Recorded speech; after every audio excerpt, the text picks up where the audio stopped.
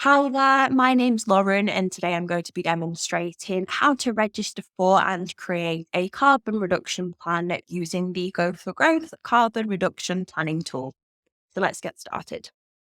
We are, for the purposes of today's demonstration, assuming that you are a new user and will need to register for an account as well as creating the carbon reduction plan. So the first thing we're going to do is select login. This will redirect us to the standard login page, but we are then going to scroll to the bottom of the page and select register. So selecting register will bring you out to the registration page for an account. To register for an account, you will need to provide an email address and a password, and you will also need to confirm the password.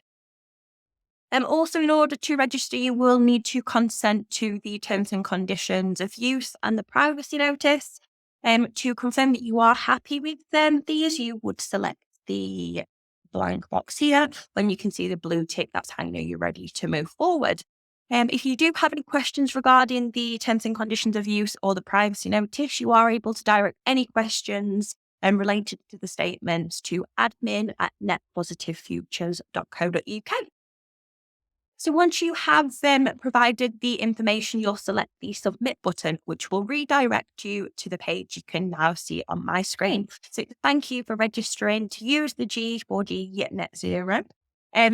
What this means is an activation email has now been sent to the email address that you've provided. There'll be a link on the email for you to select, which will activate your account and complete the registration process.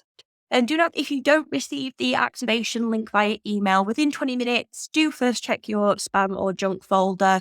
If you still haven't received anything, you are able to contact info@net-positive.org.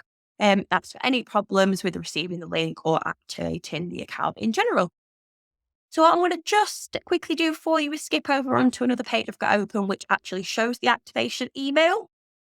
What you'll need to do is follow the blue link here to activate your account. When you see that, you'll see account activated. And then shortly after a few seconds, the page will redirect to show the carbon reduction plan. And it now shows log out because you are logged in. I will note, normally at this point in time, this button would say create plan. But as I've previously logged into my account, mine now shows as about you. So you should say create plan. You'll select create plan, which will redirect you to the first of the 3 sections you'll need to complete to create your carbon reduction plan. The first section for you to complete is the about your organisation section.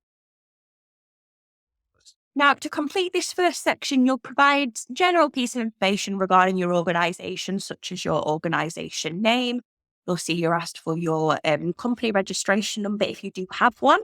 You will see this little question mark next to a few of the questions, this one in particular. It'll give you a bit more of a description of what is being asked for in the question. So what the company registration number is, and this should help you to understand whether it is relevant to your organisation, whether it is a piece of information that you do have.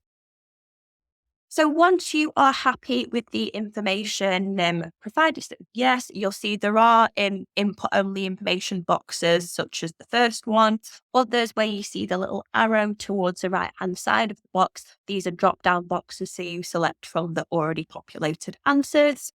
So the business size and turnover, location of your head office. You need to confirm whether your business is a voluntary, community, or social enterprise. You'll confirm what you supply. So whether you supply a product, a service, or works. You will note here that I have selected more than one. So it is any that apply to your organisation. If you provide a product and a service, select both. You will then indicate the sector in which you work in. You'll confirm whether you own all or some of your premises. Note there is one of the question marks, providing extra information regarding that question there for you. Next, you'll indicate the sectors that you work in. So again, note you can select more than one if more than one does apply to your organisation. And we'll then move on to your organisation's commitment to net zero. So the responses to these following questions, as it does note here, will be carried forward to frame your net zero action plan. So these are, this has been identified as the best practice by the public sector. What I will note about this first question, so have you set a baseline year for your scopes 1 and 2 emissions target? You'll select a year. Do please note, if you select we have not set a baseline year, this would result in a non-government compliant carbon reduction plan being created. You will need to select one of the years for it to be government compliant. So have you calculated your carbon emissions for scopes 1 and 2 in your baseline year? Again, these are all drop-down boxes. So select, of course, the information relevant to your organisation to move forward. I will just add, you'll see the please provide evidence boxes when you are selecting your carbon emissions figures for scopes 1 and 2, whether you have calculated these. If you are selecting yes, you do need to pop a number in the provide evidence box for both the scopes 1 and 2 and scope 3.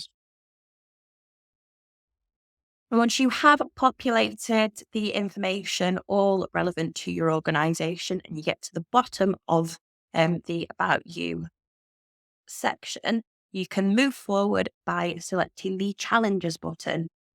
So upon selecting the Challenges button, you'll be moved forward onto the second step in creating your carbon reduction plan, which is your Carbon Challenges section.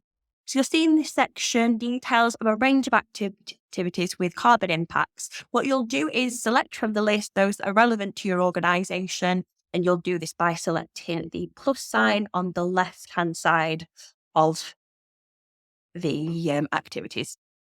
So it does note in the description that it is important that you do select impacts which reflect what you have already done as well as what you do plan to do in the future. So any impacts that you do select will be used to generate an editable action plan, which you'll see on the next tab. And it's also where you're able to record your commitments and achievements up to date. So what you can also do in this section is add your own impacts. You'll do this by selecting enter a statement related to scope 1. You can add your own information. And upon doing that, you'll select add issue to save.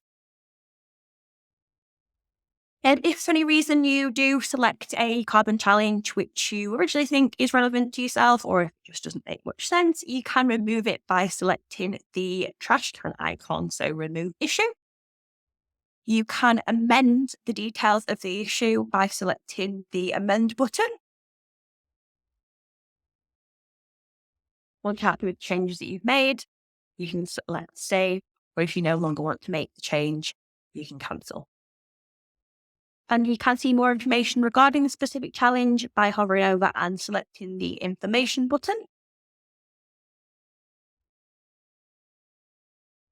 Now there are 3 scopes to cover, so scope 1, scope 2, and scope 3.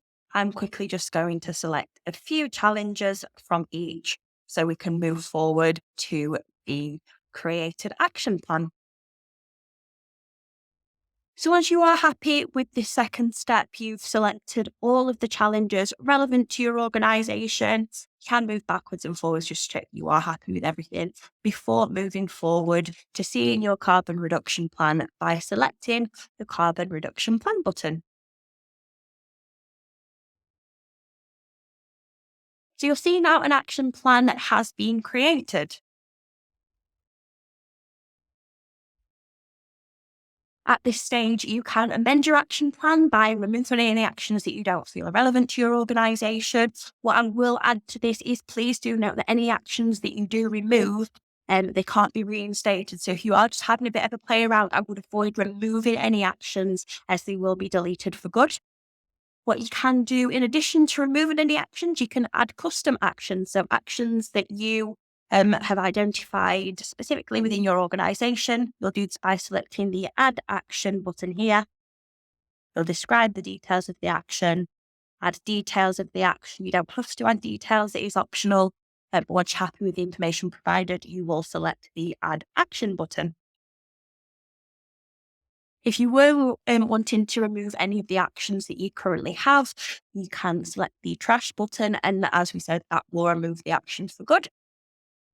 What you'll also do at this section is you can update the plan to include progress. So you can select whether you've not started they will be populated automatically as not started, but you can move the progress onto in progress. And once you have completed an action, move to complete. You can also add evidence to the evidence box and provide links to any documentations on your website.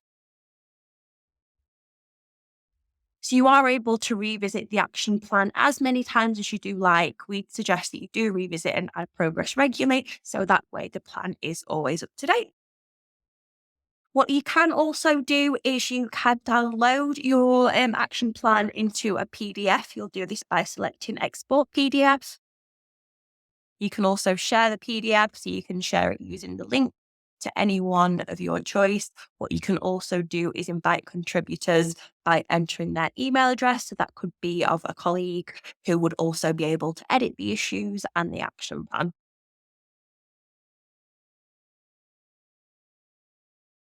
So throughout the process of creating your action plan, if you do have any questions that I've not covered in this demonstration, you are able to visit the FAQs page, which you'll now be able to see. This pretty much does bring me to the end of today's demonstration, but if there is anything you feel we've not covered or anything else you'd like to run over, please don't hesitate to get in contact. You can contact myself or Lauren at goforgrowth.co.uk. Thank you very much for listening. I hope you found this useful.